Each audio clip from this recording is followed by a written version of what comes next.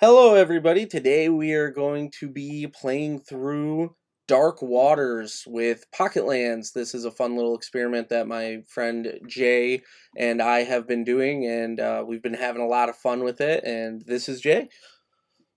Hey guys, what you doing, man? How you been? It's Jay Villanueva. I'm a big fan of Four Against Darkness, and I got a little bit involved with them by doing play testings and little contributions to some of the books. So we're gonna play through Dark Waters now. We have a little adventure set up. We're both controlling two characters. We'll fill you in a little bit later there, about them later and about their little background.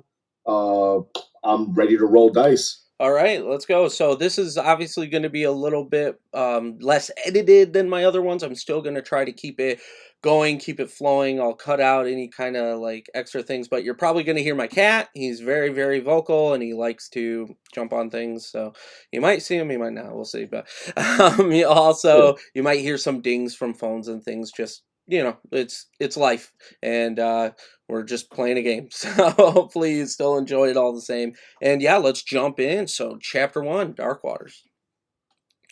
All right. So, So, we're not going to read the whole thing word for word. We're just going to paraphrase a little bit. And Jay's already read through it. He's actually played through this. This will be my first time. So, Jay, you want to just give him a quick rundown of how it all starts? Dark Waters. This is going to take us to a kind of a cave, and we're going to look for a type of treasure. So our party is being hired by Lord Erid Orfield, and he wants us to check out a shipment that has been missing. So we are us four party members of four are hired to actually go and find this treasure. And but we have actually two parties that wants the treasure, so we're gonna have to do a decision in which party to go through. But I guess let's do a quick little intro of our characters. That way, to see who we're playing, what we're using.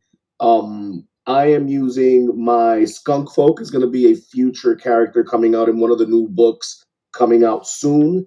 Quick little Uh, preview, which will be nice. so it's his he's formatted he his as a halfling. You could say he's a short character, but he's pretty strong. He is as he has his little pestilence cloud. You'll see what happens with that later. And I have an assassin. My assassin is name his name Ilyana. She does not speak whatsoever. Her and my skunk folk Thorn are friends that they met in kind of like in the street, in the guild. My assassin used to be a rogue back in the day, and she turned into an assassin, but she kind of grew fond with this skunk folk. They've gone through some ups and downs, and she doesn't really decide to talk to anybody else but him. So he's kind of like the leader of between both of them, if you could say. Whatever he wants, she's jumping in with it. The silent bodyguard almost. And then Yep. we have a friend Scott who's going to be playing with us, but he's going to be much less frequent than Jay and I. But he wanted to try out the Paladin class. This is the Paladin from Four Against the Netherworld that doesn't have a specific patron. It can just be whichever he chooses fluff wise to go with. But this Paladin, absolute monster. But we'll let you, or we'll let him, Scott himself, tell you about it when he's actually on, as it'll be his backstory and everything else. So for my character that I made, this is Ash, and Ash is a uh, pyromancer, or if you're looking for the actual name of the class in the book, it's fire mage. But it even says in the book that they're also known as pyromancers, and I think pyromancer sounds cooler, so that's what I'm calling her. And she Definitely. is from Heart of the Lizard, and she is, like the name says, she's a wizard, but she only casts fire spells. So her backstory with her, she's just a little bit more. She's never been a homebody anywhere. She's always traveled, never like a vagabond almost, and just she's very more not completely silent, but definitely more of a quieter type. She observes, she analyzes, she might even overanalyze. She's just very, very always seems like she's thinking or planning, or some people even think scheming, which could work against her sometimes too. But that's it. She's like, plan out the next 7 steps before you take one type person. And those are our 4 characters adventuring with us today. Jax, please. Thank you. So in this adventure, like I was saying before, we're gonna have to choose between two factions. Well, not factions. They're just two different people to do this adventure to actually find this treasure. Um, the treasure that we're looking for is a shark god statue. So let me just give you a little bit of information real quick on the Coast Guards. The Coast Guards are from this one outpost. Is all decorated with seashells and pearls and all that whatnot. We meet the kind of like the head of the Coast Guard, that he's the one that's being sent by King Erid to find him these supplies and this statue, and investigate some stuff that's going down actually in the seas. And they're giving us 100 gold pieces to retrieve these supplies. And Morazzo, that is actually an associate of the Lord, in and has a different kind of way of making business. So he's actually offering us 200 gold pieces if we take it to him first, because what I forgot to tell you guys is that the guards want you to bring actually the one of the members alive. I think is the official from, well, whoever took the whole treasure. So Morazzo actually wants that person dead, and is giving us double the amount of gold for retrieving the gold shark of Tezen. But your character has a little bit of an issue with that. Yes, my assassin does. As I was saying, my assassin was part of the Thieves Guild once upon a time. And that's where she actually met Thorn. And Morazzo is kind of like the king of the Thieves Guild. So as we do the mission for him, if we actually go with him, he is giving us an opportunity to go in almost like honorary members of the Thieves Guild. And literally my assassin does not like that at all, because she's already been there. She knows what they're about. And my skunk folk is the same way. He's not Thorn is not taking that. So he's kind of like, look, and we're trying to, we're talking to the paladin, and we're talking to the pyromancer, that we kind of like found each other in this town, in this port. And I guess we were the 4 that got hired for this mission, just letting them know that we don't sit well with going with Morazzo. So I mean, now it's up to the other 2 to give us a decision if we're going to go with the guards. Yeah, seeing how uncomfortable your characters were, my pyromancer would definitely go along with it. And with 3 against 1, even if Scott's paladin wanted to go the other way, I think he's just gonna yield to the party and say. Plus, I mean, the paladin wants to do the mission right, right? And the first Mm-hmm. person who gave us the mission said, "Hey, do this. These people are trying to steer us away from the mission." Paladin says, "Absolutely not. We are here to get a mission done. We're going to get that mission done." So I All think right. all 4 of us are all on board to go the other route. Well, the original route, I guess. It says the crosshairs that have taken Lord Orford's treasure are a recent growing menace. They are now occupying a series of grottos a few miles south of Tezeni's Cove, hidden behind steep cliffs and jagged shorelines rocks. It is a known hideout for smugglers and bandits. So the Atlas Coast Guards dare to not risk a full attack, such as having access, but perhaps a small band of adventurers could slip in easier. The commander offers you 100 gold pieces for the successful capture of the crosshair captain alive, and an honorary position among the Atlas Coast Guards. Your party is giving rope.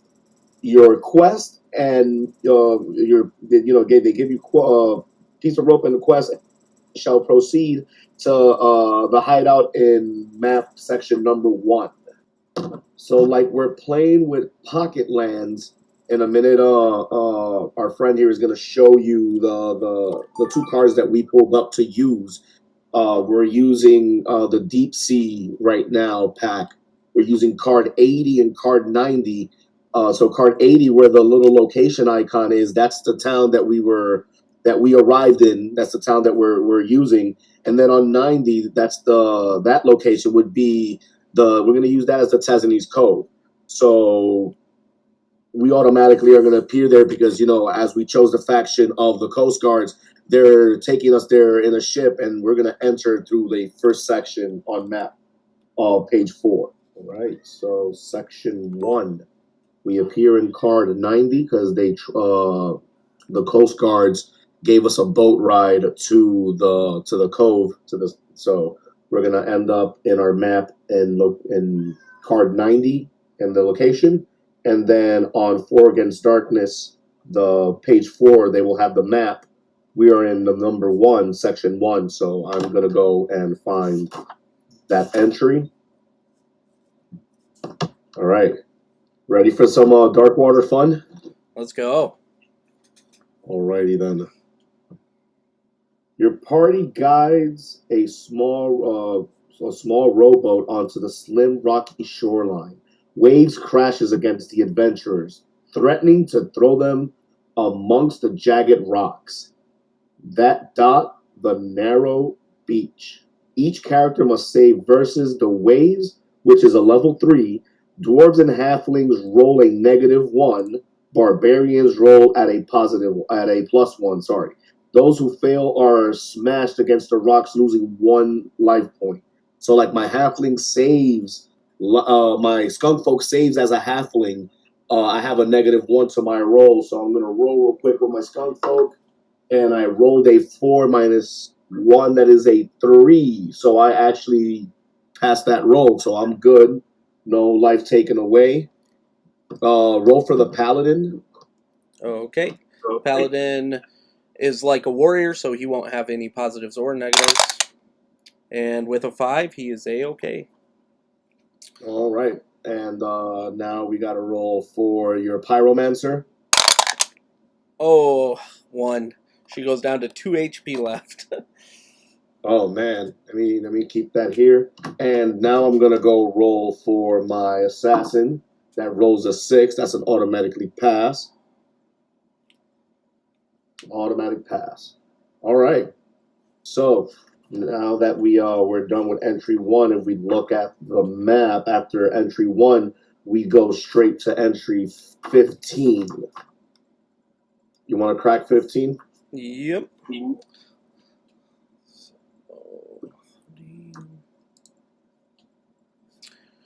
4 bandit sentries are standing in this chamber. Bandits, level 3 minions. They have 2 guard dogs, level 4 vermin. The guard dog's barking has a 1 in 6 chance of attracting wandering monsters at the end of the combat. Oh, wow. Alright, let's get it on. Start with Paladin is first on the marching order, so he'll take a swing. He gets to add his level, so +1. 5 + 1 is 6. So that is enough to kill 2 bandits. 2 of them are out. So we're down to 2 bandits and 2 guard dogs. So Yeah. I am, Skunk. let me see. So right now is my skunk folk.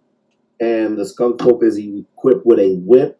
That is a light weapon -1. Yeah, I'm going to try to, let's try to give him a whip. Smack him. Ooh, critical. Let's start it off. Let's go. And that's a 3, so that's 9 -1, that is an 8. So I get to kill 2 more bandits. So all the bandits are dead, dude. Just got 2 level 4 guard dogs left. I don't even think it's worth burning a spell, really.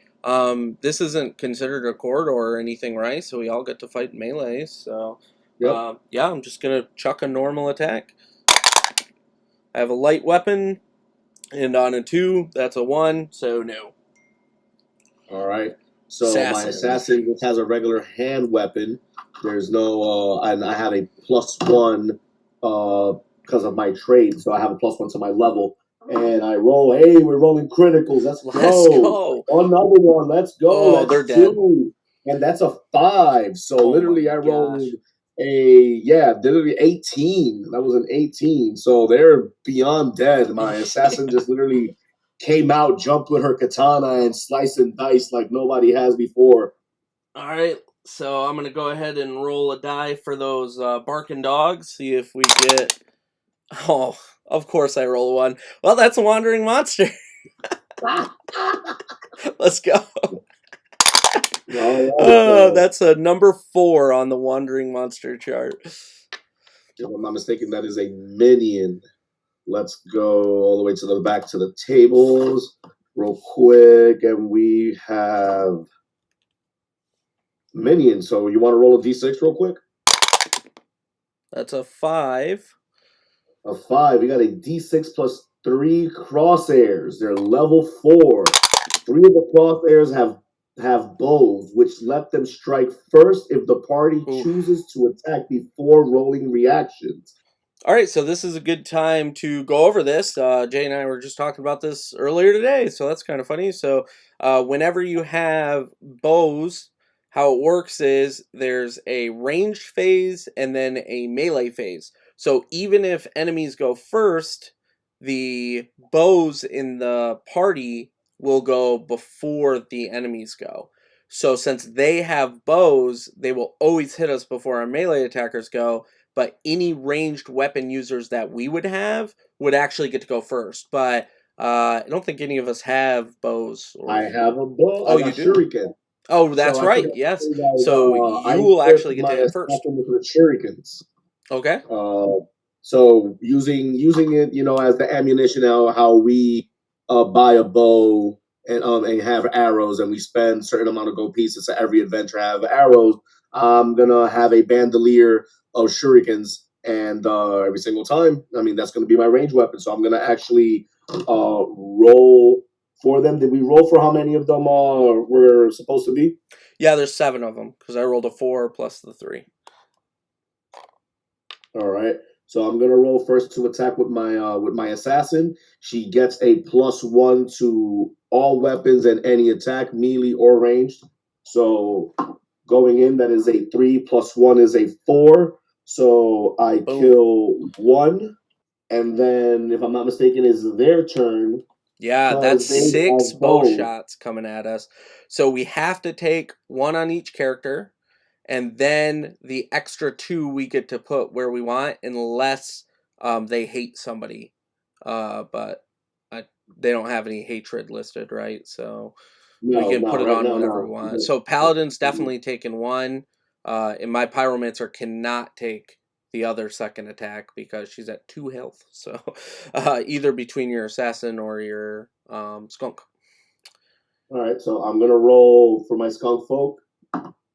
4 plus I'm at level 1, so that is a odd. Am I correct? Yes.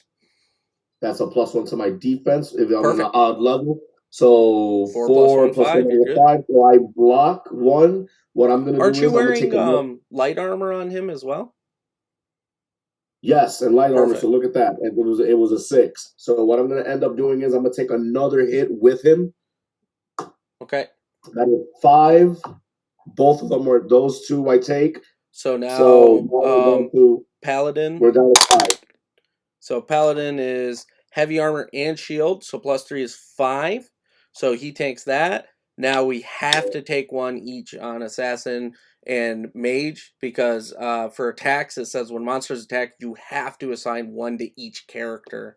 So unfortunately. Come on. Oh, 6. Yes, let's go.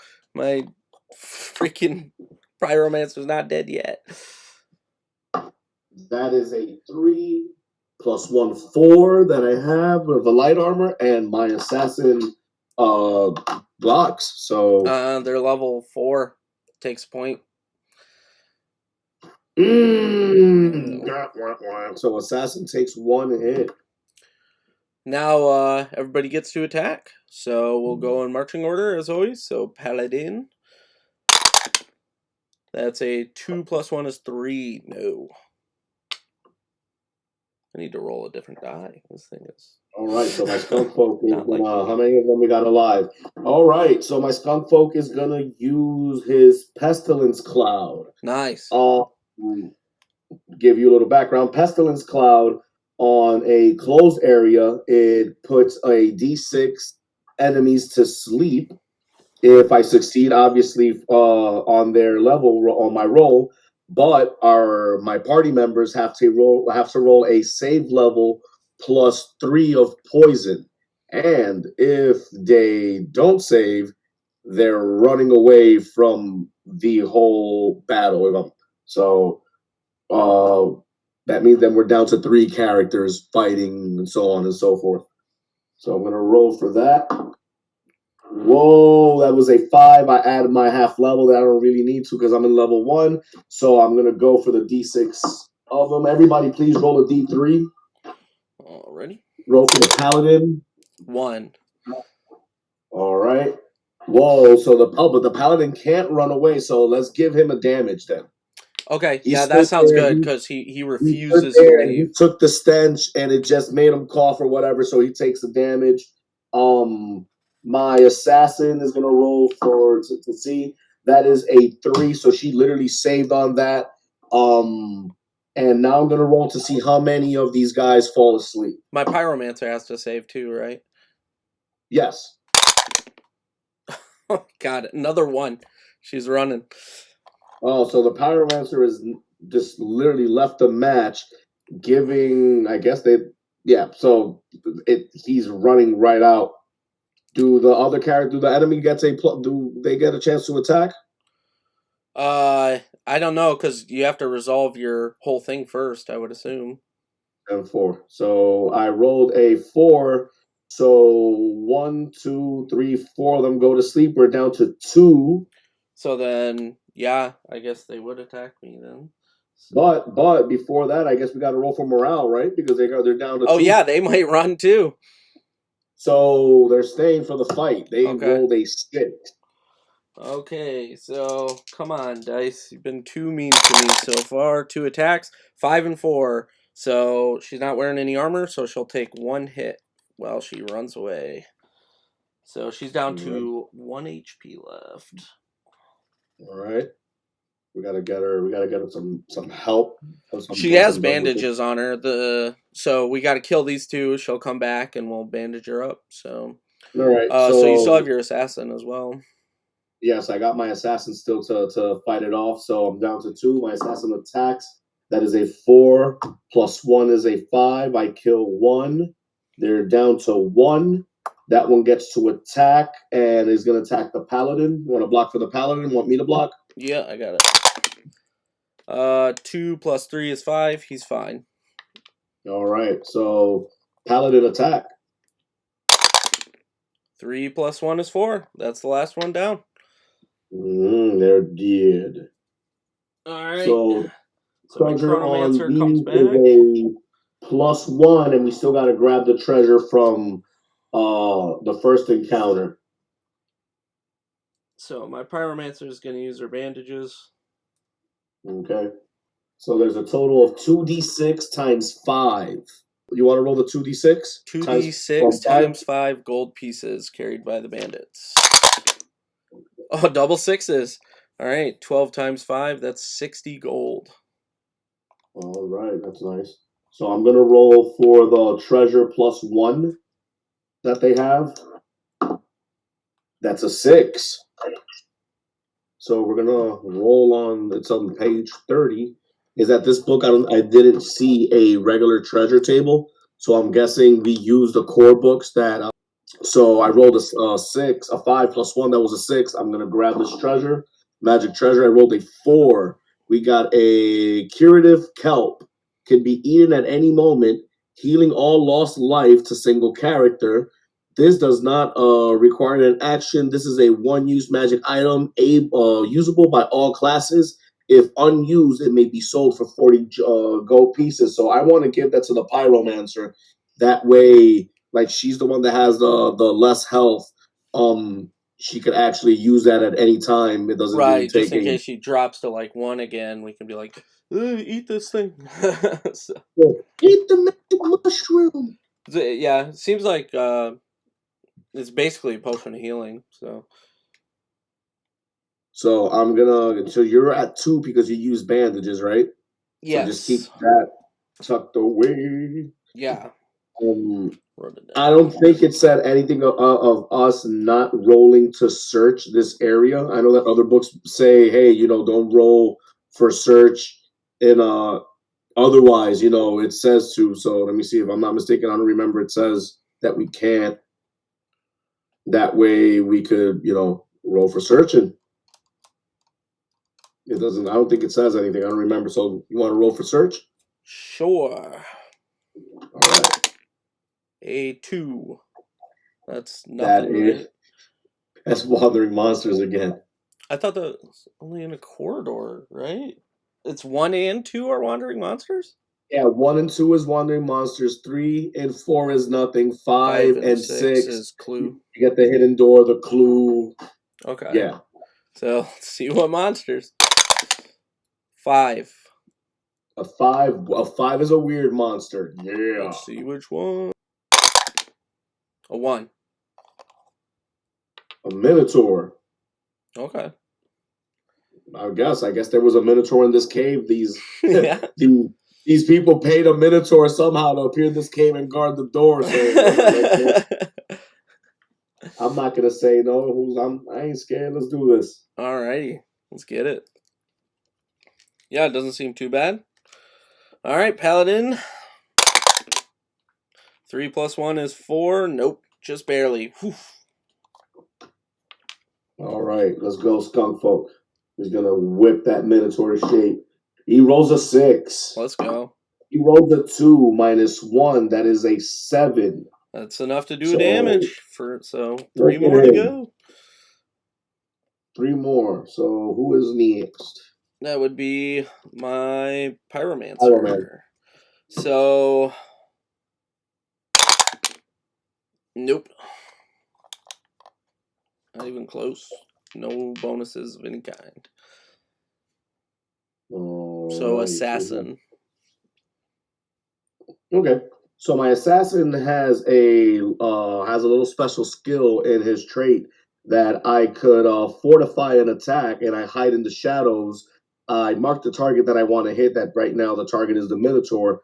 So I forfeit my attack, and then in the next round I roll against his level. If I roll a high number, then I get to do 3 damage to him. Yeah. That would just straight up kill him. So I say let's do that. All right, so I forfeited my attack to do that. So he's going to attack the Paladin. So Paladin's going to be at -1 defense for this first attack. So let's see. Oh, 2 + 2 is 4. That is not enough. It's normally +3, but -1. So Paladin lose another HP down to 5.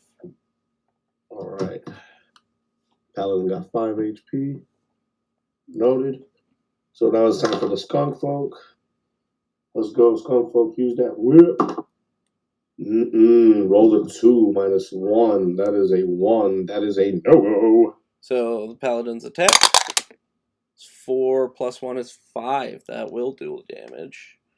Then the Pyromancer. Right.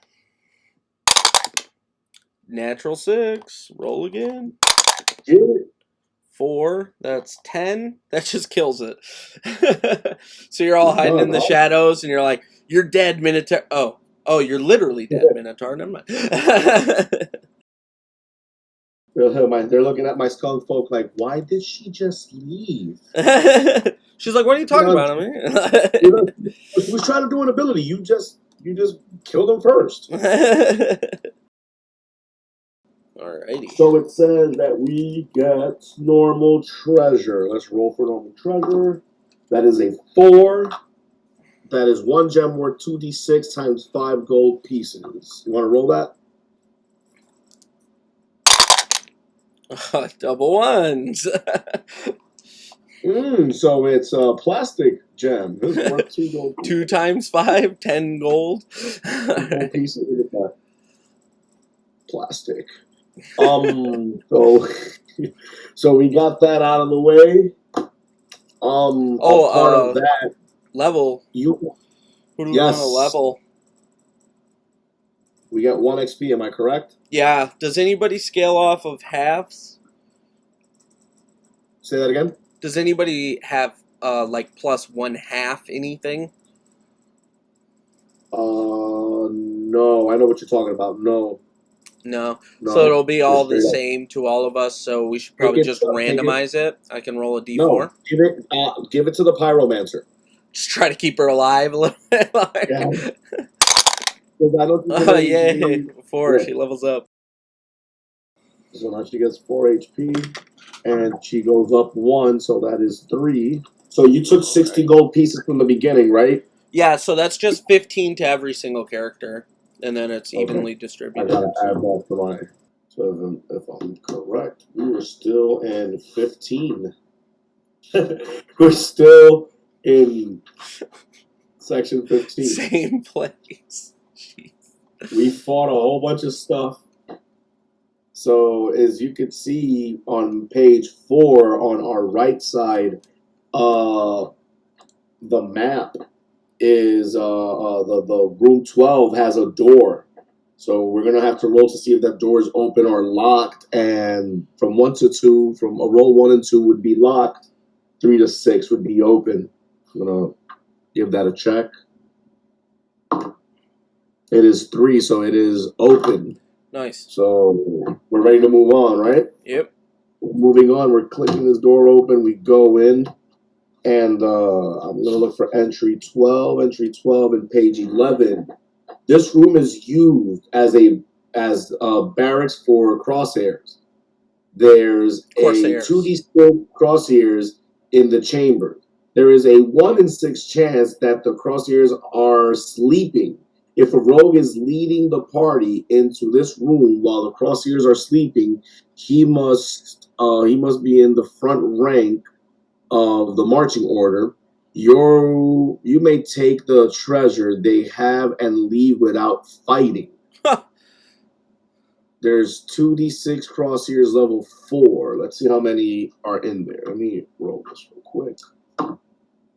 There's 12 of them. Let's fight them. Let's wake them all up. Then Run in there and just start chopping them. So Paladin. It's 3 plus 1 is 4. That's enough to kill one. Only 11 more to go. All right. Let me get Skunk Boy. All right, Thorn is going in. Thorn rolls a 6. He rolls a 5. Minus 1's 4. That is a 10, killing 2 of them. So there's Nice. 3 dead. Okay. Pyro, Fireball, or Fire Globe? So I'm only level 2. So I think I'm going to Fire Globe, because the only difference between Fire Globe and that is Fire Globe will fireball twice, but I only get to add half my level. But the difference between 1 and 2, yeah, we're going to Fire Globe. So Fire Globe. Let's do it. I'll mark that off, and then I roll. 1, so it kills 1, because it's minimum 1. Just chop them. I'm gonna do that stealth thing. I wouldn't. I would just attack. We got to get their numbers down. They're attacking so many times right now. 4 plus 1. 5. So it kills another one. 7. 7 left. So that's 1 attack on everybody, and then 3 extra attacks, which the Paladin will take 1, and then I guess your 2 characters. I'm at 3 health. Are any of yours hurt? Nope. Okay, so. Good. Alright, so 2 saves for everybody but the Pyromancer. Alright, so 4 plus 1 is 5, plus 6 actually, plus 2. So I blocked 1 with my skunk. 3, 4, 5, that is blocked. So he blocked, skunk folk blocked both. Nice. Alright. Let me grab this real quick. I rolled a 1 and a 4, so the Paladin takes 1 damage. Automatically, and 2 plus 1 is 3, so I get 1 hit 2. My assassin goes down to 2. Oof. Alright, next turn. Paladin. 3 plus 1 is 4. That kills another one. Down to 6. 6, 5, Oh, 10. that Then kills 2. Oh, man. Oh, we got to test morale for sure. 5. They're They stick staying. around. Alright, my fire globe goes off a second time. That's a 6, but it cannot explode the second time around, it specifically says. So, So it kills 6 1. plus half my level, rounding down, is 7. 7 minus their level of 4, so 3 of them get roasted. So there's only 1 left. 2, 3. Assassin. 2 plus 1. That is a no-go. Oh, assassin has a plus. Yes, a plus 1. That is a no-go. So 1 left. Paladin can take it. I could let the assassin take it. Now that she missed, let her learn. Okay. That's a 2. Yeah, they hit. They scored. So I'm down to a 1. Learn your lesson. So attack Paladin. Yep. At plus 1. Nope. Roll the 1. Go ahead, Skunk. Show them how it's done. Liskonki. Roll misses. Rolls a 2. Minus 1 is it's a 1. So Pyromancer rolls a 1. What are these ones? Assassin, redeem yourself. Assassin rolls a 1. Oh no. No. All right, Paladin will tank this time. He rolls a 1. What is it? Okay, well, that die is gone forever. These guys go to exile. I exile my dice after I see that I'm not doing good. This Cthulhu die is going to be exiled for the rest of this game. Yep. Bringing out my Necro die. So I'm going to attack with the... well, no, you attack now with the Paladin. Oh, right, that was saved. So a 2 plus 1. No. Skunky rolls a 1. Come on. My gosh. Pyro. A 1. This guy is good with his reflexes. Yeah, oh my gosh, dude. Invincible. Dude, oh my gosh. Neo in the Matrix. Let's go, Assassin. Poke him. There we go. Poke him. 3 plus 1 is 4. There yes, we go. Finally. Just barely enough. Kills this guy. Oh my god. All right, so let's see how much they're giving us. It says there is a 2d6 times 10 gold pieces on the table of the barracks. Alrighty. That's 8 times 10 is 80. So 20 apiece. 20, 40, 60, 80. Yep.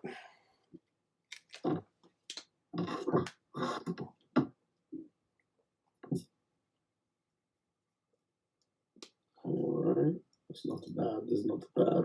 Not bad at all.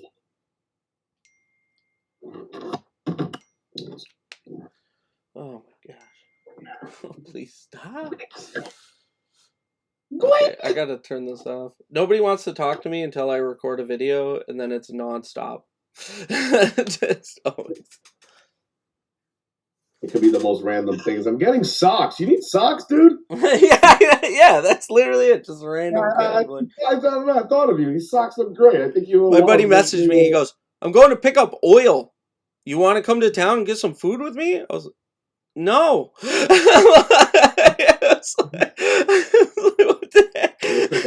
He's never. That's the first time he's ever said that too, and I'm just like, it's because I'm recording a video. And that's just the end of it. Oh man. All right. So, do you guys got rations? No. I got a bunch of gold. You got what? I got a bunch of gold, I said. Okay. So let's do a rest in this room. That way we can all go up. One person will roll monsters. One person, how we do it, will stay up watching. Like you guys do not have any rations. My skunk folk starts with a bag of berries. It's a D6 berries, and in the beginning, before we started recording, I rolled up 6 berries. So everybody's gonna take some berries, a handful of berries as rations, and they all eat berries. So they're good and fed. Okay, Um, so before we go to bed, too, the paladin is going to expend his 2 prayer points to heal himself twice because he's down at 3 of his 7 health.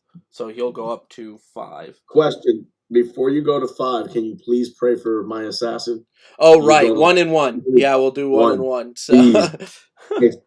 Thanks for the blessings. yeah. My assassin goes up to 3. The person that's staying up is going to be the skunk folk, so he'll go down to 3 from Okay. 4. Your pyromancer goes all the way up life, and then your the paladin, Scott's paladin, is going to 5 or 6. 5. Okay. All right. Cool. So we had I'm sorry, before all that we actually had to roll for wandering monsters to see who we fight. All right. So let's hold back on that on those healings. So D6. I rolled a 3, we're good. Okay. No wandering monsters. So we were in the barracks, so haha, we even slept in beds. That's Yeah. dead bodies everywhere. We're just sleeping in their beds, took their blankets and shit. Um We're rolling to 8, I guess, right? You want to roll into number 8? Yep. You want to read that? Before you read that, let me roll to see if the door is open. It is an open door. Perfect. This room is an armory guarded by corsairs. 6 corsairs, level 4 minions. 2 have bows, which let them strike first if the party chooses to attack before rolling reactions. The bow users will forfeit their following attack using their action to pull out hand weapons. Reactions: 1 to 3 is bribe, 4 to 5 is fight, 6 fight to the death. But yeah, we're gonna attack them. And then the rest is just treasure and stuff. So we'll get to that after. So. Alright, there's 6 level 4s. 6 level 4. So I am going to attack first with my shurikens before they try to shoot us with their bows. So I walk in and I start flinging shurikens everywhere, and I'm roll 4 plus 1. So they literally saw me swinging all this shit. They're like, no. You rolled a 4? Instead, no, I rolled a 2. They're level 4. Oh. It's just So like I'm over here knives sticking out of flinging. the walls and I'm stuff. flinging knives. I did a silhouette around one of them and stuff, but I didn't hit them. So then the 2 bows shoot us before we get to react. So 1 will go on the paladin. And he's fine. And Skunk folk rolled a 5, so we're good. he's fine. And then we get to go to our melee attacks. So we're not going to attack the ones with bows, obviously. We're going to save those for last because their next turn will be spent switching to their hand weapons. So there is 4 of them that hopefully if we kill, we won't even get attacked next turn. So start with Paladin, of course. A 1, yeah. A 1. Yeah, so he Right. fails. So, guys, I hope you're ready for a stinky time. So, Skunk Folk is gonna do his little Oh pestilence. no, you're gonna kill everybody. They're gonna run away. 4. So many attacks. So it worked, guys. Roll a level. Roll on your saves. It worked. Alright, a 6 on the paladin, he's fine.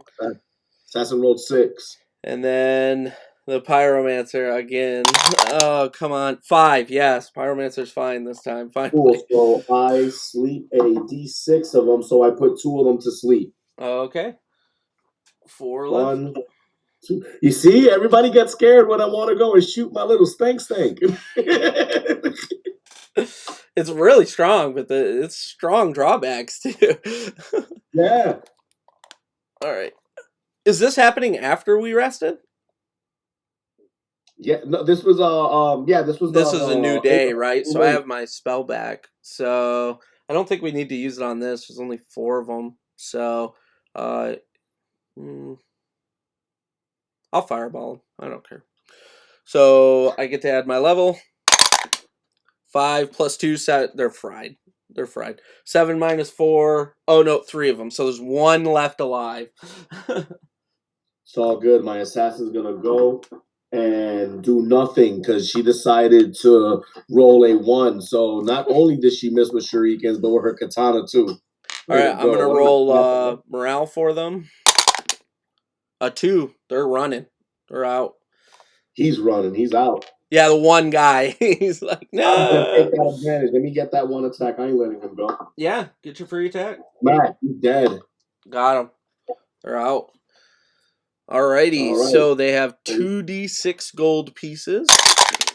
That is 6 gold pieces. You can go ahead and take that. The room is filled with weapons. All characters can change their weapons if they want within the limits of the weapons allowed to their character class type. Okay. Yeah, my pyromancer can take a sling. Well, my skunk folk could use a sling actually. So I think I'm gonna take the sling with my skunk folk as well. That way we can actually have, even if it's at a -1, we still got at least something of range before any other attack. You know. Right. That's what I was thinking. But with my what you call her, with my assassin, I am going to take, because I already got a slashing weapon, I'm just going to grab a blunt weapon. So let's pretend that she was searching around the armory and she found a bow staff. There you She go. could use Yeah. a bow staff. And the bow staff is going to be a two-handed weapon. She could still use it. So, yeah, I'm gonna equip my sling too. So we'll walk around with that and then an open hand so I can cast my spells. So if I want my rapier, I'll have to take the turn to switch out for it. So I'm gonna do the same thing with the skunk folk before any other thing. You know, we're gonna swing in, we're gonna do range attacks, and then we keep going and we switch as we're fighting. So there's So also a 1 in 6 chance of finding a magic weapon.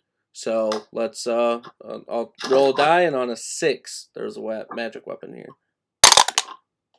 I rolled a 2. No magic no weapon. magic.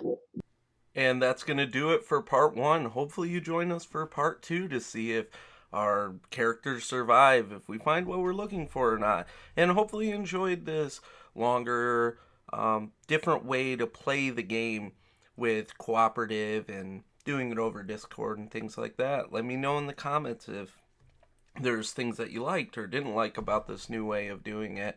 We're having a ton of fun playing it, and hopefully you'll continue with our adventures. See you next time.